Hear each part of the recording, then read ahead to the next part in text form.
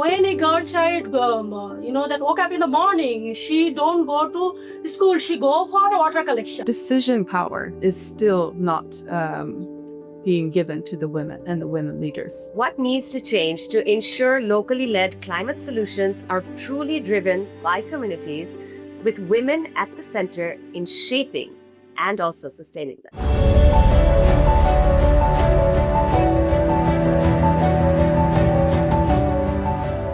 Climate change is often discussed through global targets and large-scale plans. But in many parts of Bangladesh, especially in climate-vulnerable coastal regions, adaptation is already happening, led by communities navigating salinity, flooding, and loss of livelihoods. And women are at the center of this work. Yet questions remain around power. Who leads, who decides, and who has access to resources? This episode, part of Voices of Resilience under the Empower program, explores what locally led climate solutions look like in practice and what it takes to ensure women are truly leading them. The Empower program is implemented by UN Women and UNEP with the support from the governments of Sweden, Switzerland, New Zealand, and Germany. Joining us today is Jannatul Mouwa, Executive Director of BINDU Nari Unnayan Sangathan. She works closely with communities in coastal regions like Satkira, supporting women in building climate-resilient livelihoods, strengthening disaster preparedness, and taking on leadership roles in adaptation efforts. Also with us is Matilda Svensson, First Secretary at the Embassy of Sweden in Bangladesh. Her work focuses on climate, sustainability, and gender equality within development cooperation, bringing a donor perspective on how systems, funding, and partnerships can better support locally led initiatives. Please welcome Matilda and Jannatul Mouwa. Welcome to the show. Jannatul, let me start with you. Can you share your journey into the climate work and how your experience at the community level shaped your understanding of locally led initiatives and particularly the women's role within them? Thank you so much, and thank you for the opportunity. Like that type of shows, I can share my voices and also my community voice. If I talk about the community adaptation and their thought, I want to go in my life, journey. Yes. So when we are started the journey, in that time we are so school going student. So that time there was an environmental movement that the government banned the poly bag and we are taking jute bags and go to market. So this was the practices we are doing in our early age. So at that time, we are the student, go to the school, and I am from primary school. So yesterday was the half day. So the girls are go for playing and like that. But we are doing another jobs. We are collecting polybag in our school ground and burn it. So this was our environmental activism in early age. But when we are school going, we are thinking that all the environmental activism is climate change and like that. So there is not clear understanding on this. So when we are grown up and we are doing a lot of activism like the movement of stop early marriage and like that. Our life is changed in 2007 when Cyclone Sidor hit our locality. So that time first we realized. So nowadays when you go to the village, you look at a lot of houses and buildings. So in that time there is a less like buildings. There are houses already mud houses. So when any cyclone hit, it like that you cannot imagine that how much affected. So that we saw that how people, especially the women, girls, are affected. After 2009, that super cyclone Ayla hit. Yeah. So that is our turning point, and that's why I am working in climate change activism or disaster response. So when we go to the areas, I saw that the rescue people, taking the women's, and that like those are so much like 1 month girl child and like that. 10 or 12 they are rescuing and lay down in the road. So you cannot imagine that how much it impacted me. I and another of my girls friend, we are crying to see that. So that we this that story impacted us, that how much women, girls, they are impacted in each and every disaster. When we are grown up and we realize that that women needs to together and they need to do something. So in 2016 we established BINDU, Nari Sangathan. BINDU means dot. We believe that if we are doing or starting from a dot, it may be changed, but we need to start. So that's why BINDU, and it is a great opportunity for me that in 2018 we get opportunity to work with women. So all over the country, that 56 youth and women-led organization get opportunity to join this remarkable activism. So in that process, like a long time, we get to understand about gender responsive disaster response. So like how that impacted in intersectionality in each and every disaster. Like when we are talking about anything, like any disaster, so you can go to government data, you saw that how much house is damaged, how much road is damaged, how like that. So there is or culture, how much acre of fish farm or paddy land is damaged.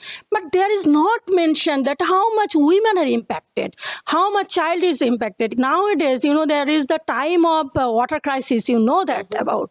So there, when the data is coming, less data in government, that when a girl child, that woke up in the morning, she don't go to school, she go for water collection. A mother, like now the source is, the less. The sources, because there is a water crisis is coming. The rain, already the rain harvesting, they are, 2 or 3 months ago, already it not working. Right. So the pond is not working. So there is maybe in one village or two villages, there are 1 or 2 sources. Right. So you can understand what is the situation is. So women are how much, that they are doing their household or go for water collection.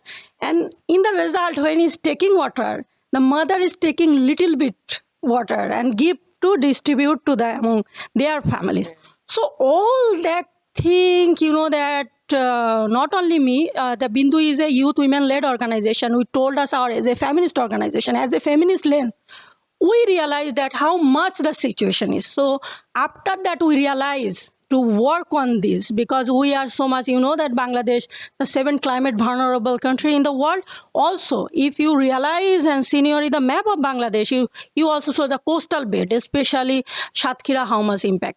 Matilda, turning to you, from a donor perspective, how do you see the shift actually towards locally led climate action evolving, and particularly in ensuring women are at the center of it? Thank you so much for this question. And listening to my sister here, I think it's quite clear that the shift toward locally led climate action is inseparable from women's leadership. I mean, it is really women that are at the center of it. And women often tell me that it's not an abstract thing. Mm-hmm. Climate risks are actually affecting their very everyday survival. Exactly. It's flooding, it's salinity, it's water scarcity. Yeah. And one woman leader that I spoke to quite recently described it quite simply. When the rain comes, we know which shelter is going to collapse and which family is going to need help first. So from Sweden's perspective, I think it's quite clear as well that this really reinforces why women need to be at the center of climate adaptation. And we're already seeing how women are leading, how they are organizing early warning systems, they're organizing information campaigns, preparedness. So we're seeing this growing evolution of and recognition of that effective climate solutions start with this lived knowledge, the lived experience, rather than having externally designed models that should be adapted in this particular location. And so ensuring that women are at the center means creating the space also for women's leadership, and supporting the national and the local actors that can also help to amplify these voices of the women. Jannatul, from your field experience, how are women actually shaping the local level climate solutions in practice? And how much decision power do they actually have? Do they have any? I want to add with her that, yes, I am fully agreed with her that we are talking that women are only victims. But in the other side, women also the leader. In every disaster, if you saw that when women are go for shelter house, right? So she doing her job, like she is taking her family person, where is the food and what types of thing she need to go to shelter house. She has a clear understanding. And when she come back, so what is their responsibility? She also decided before go to the shelter house. So this is the reality. And when you go for agriculture, you know that there is 21 work of agriculture, women do 17 work. So that when you are thinking and compare about women's job or leadership, that it is existing in the community. And I also want to add with her that, like water. You know that in the water sector, women are doing good job because they know that when you need to collect water, how to utilize this water. So not only that, like adaptation, the strategy and the local indigenous knowledge already women have, that sheet collection when you need to do it. So all those area and sector, women has a clear understanding and they have their indigenous knowledge. But the reality is, where is the challenge? The recognition is not there, because when that in agriculture sector women do it, but women are not recognized as a women farmer. So that's why when a disaster coming, there is no thing like any fund they can take from the government or any And they're also not being recognized as leaders as well. Right. Still today, that people are not recognize women as a women farmer or women leader. So that's why I want to add, like when a disaster, in our SOD, Standard Order on Disaster, it is clearly, that written, that document that women will be in leadership somewhere and they have in the structure.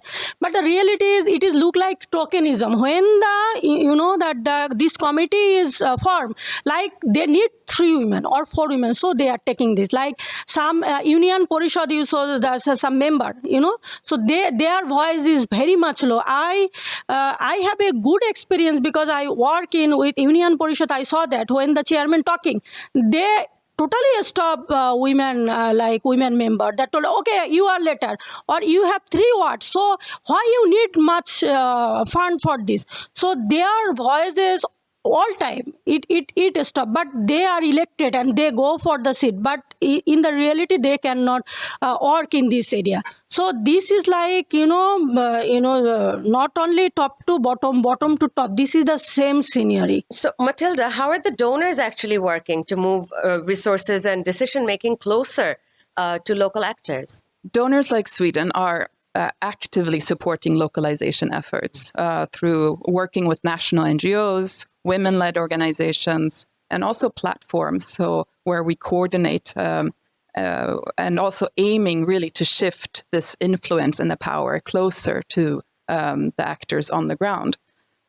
We have seen also how we have supported, really tried to support women's groups and networks to do this. But I still hear women leaders say that, we know what needs to change, but we are not really asked when decisions are supposed to be made. That when women are talking, they're being shut down. Exactly. So there's a clear barrier here that we still have not been able to break down, basically, because decision power is still not being given to the women and the women leaders.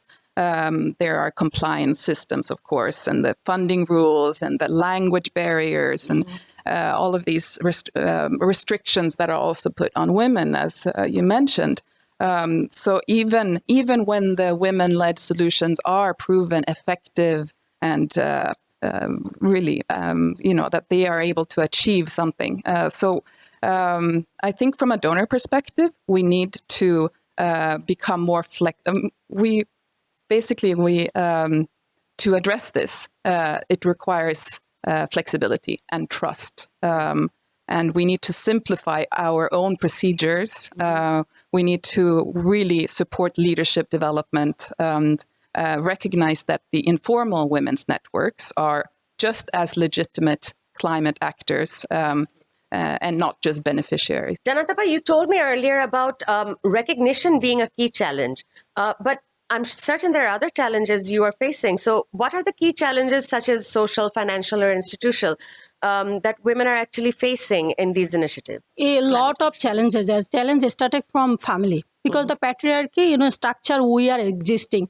So like me, what I am, it not, that thinking the family. So this is the reality. So this is one challenge that started from the family. After when you go like the patriarchy society worried about women voice. If you are raising your voice, they think that they will take their equal opportunity. Second, on the political issue is very much barrier, because the political situation is changing, and when the new thing is coming, there is a pressure. Also, that religion fundamentalism is very much if I talk about Satkira, this is a big, very much challenge in this area. Not only that also lack of knowledge, that already Matilda, that we are grown up like that, half part of man, because it is starting from the family. Family think it, if I told my experience, that my family think I will be a teacher, that I may be a primary school teacher or a BSc teacher. So they are not thinking that I will be a leader, any types of leader. So that's why they are treating us from the family that no need like, challenging way or like that. So this is a big, girls' education still it is barrier, because if you go some villages, less like graduation girls are coming. Nowadays, that the job opportunity also a big barrier. And the job, market and women-friendly job market is also barrier for women leadership. And the last one is, that already Matilda said, that the language barrier, that we are worried about language. Like if I told that after engaging even women and, that taking a lot of training and my interest, I can speak now English. But before 10 years or 9 years ago, it is like, I was worried.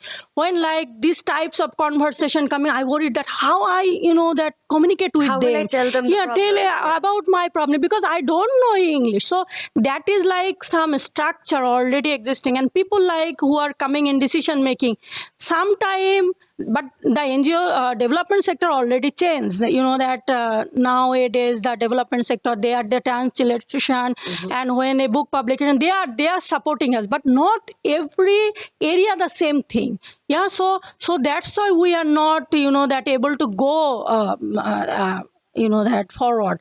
That we are worried about that the hard languages, hard structure, and that when like a policy, if you told about why you don't know about policy, because women don't know about policy. Why don't know? Because the policy, the language is not my friendly, because I'm only 10. I am intermediate.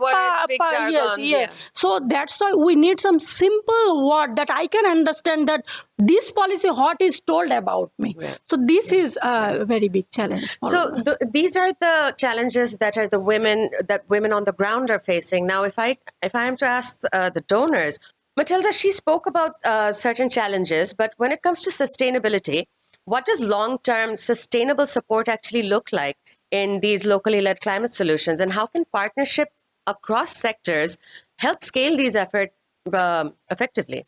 Sustainability for me is really about continuity and dignity. And I've heard women speak about these short projects that come, they go, but the floods, the storms, and the impact of those stay, right?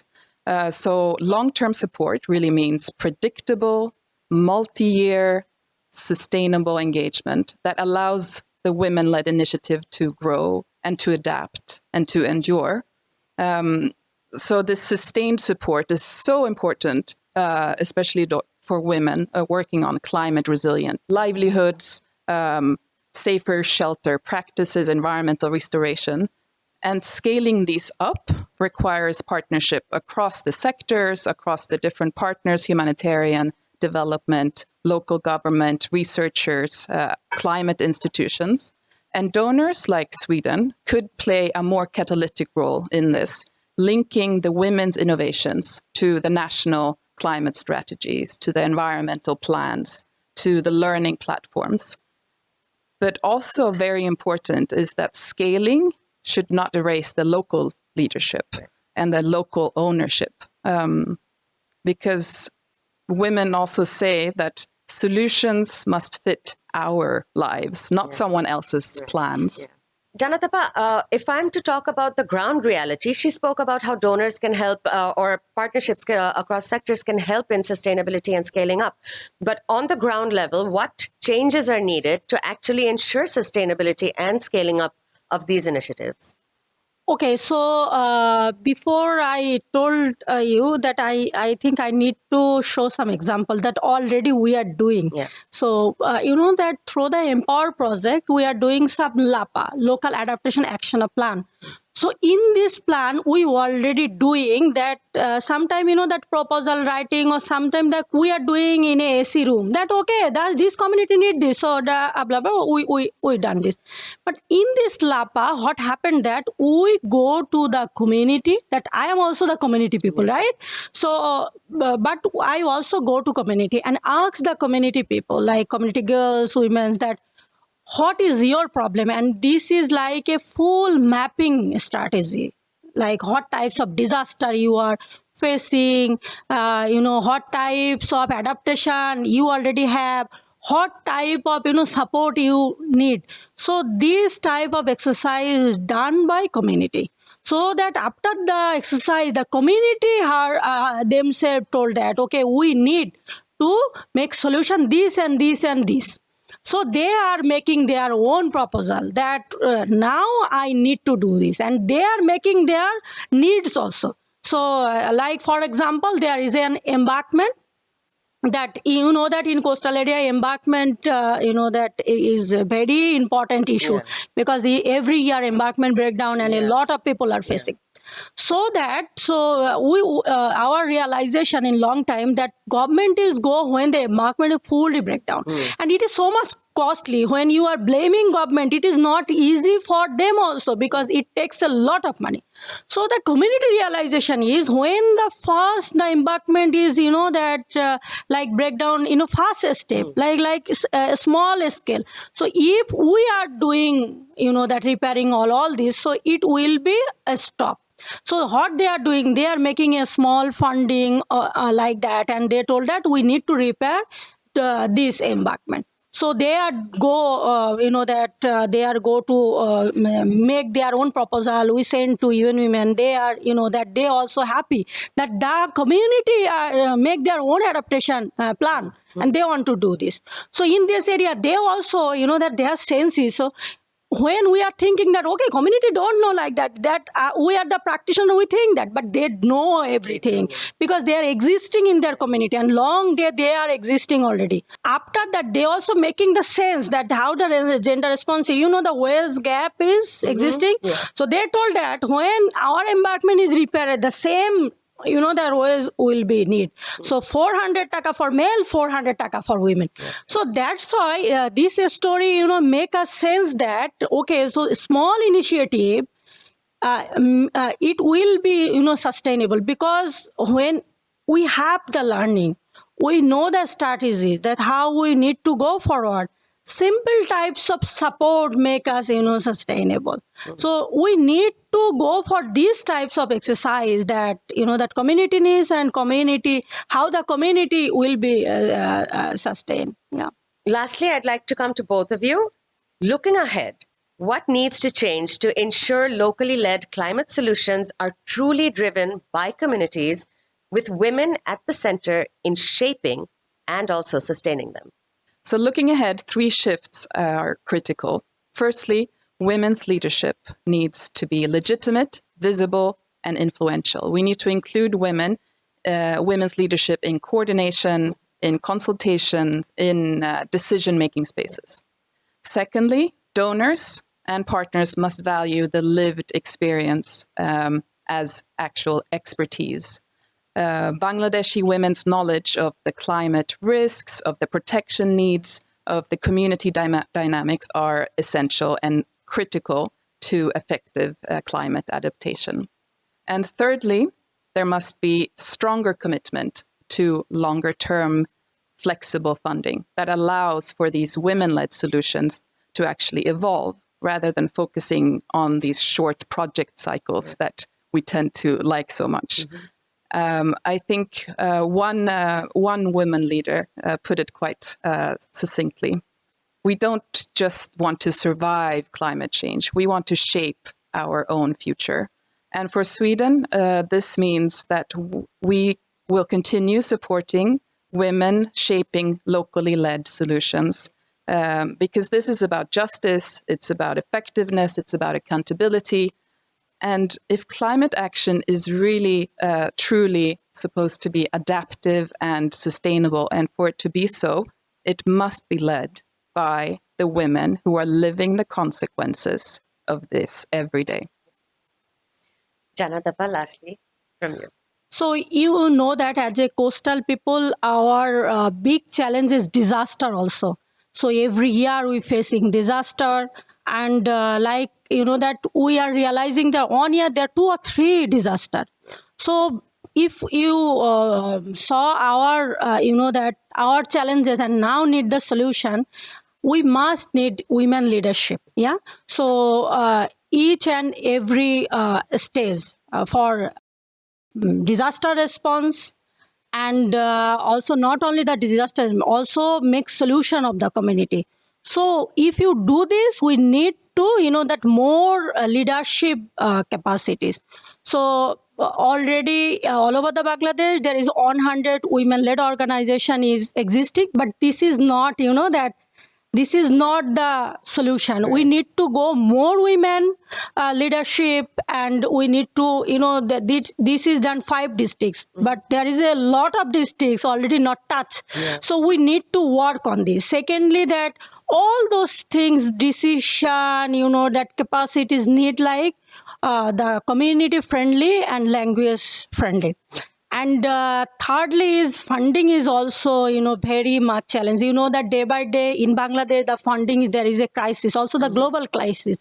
But when you're thinking about Bangladesh, that we are not, that the emitter countries, or like we are not, that the people that very much impacted in climate change, but we are facing. So we need to think about this, that how much, that we need to work on this country, so that when, donor or like those people, they are switched, but we need more funding for women leadership on this issue, because a big countries, if there is like less women leadership and a lot of other leadership, that the country will not go, where good situation is. So that my last opinion is work for women leadership, need for, that their need-based capacities and funding for them. This is like, as a grassroots woman, this is my demand. When you are talking about women leadership area, so first we need women participation. You must recognize women voices. Yeah. And not only that, like you must reduce the tokenism type women leadership. Yeah. So we want the leadership is real leadership or women. We need to make this space that women grown up and they are recognized their leadership. Second one is when we are thinking about something like women or like gender diverse people, we are thinking about their lens. Like gender lens, you must need to think that what they are want. And third, that the funding is very much important for. So we saw that the funding is switched. So it is very important, like the country Bangladesh. We also, nowadays, we are not in, that big and or very good position of in women leadership. So that we need to work on this. That I told those people are working, we need more work on women leadership, women rights, and justice. Thank you so much. Thank you, both of you, for such a delightful conversation. I learned so much from both of you, and I hope the words you just said, the powerful words you just shared with me, work in making a change and making a difference in Bangladesh. Thank you so much, both of you. And with this, we end another episode of Voices of Resilience under Empower, brought to you by UN Women and UNIT, with the support of the governments of Sweden, Switzerland, New Zealand, and Germany. What we've heard today is clear. Locally led climate solutions are not a future idea. They already exist. The challenge is whether systems, funding, policy, and partnerships are ready to recognize and support them in a meaningful way. If women are already leading adaptation on the ground, then the responsibility now lies with the institutions to match that leadership with trust, resources, and decision-making power. Because resilience is not something we build later. It's already being built, and it's time we stand behind it.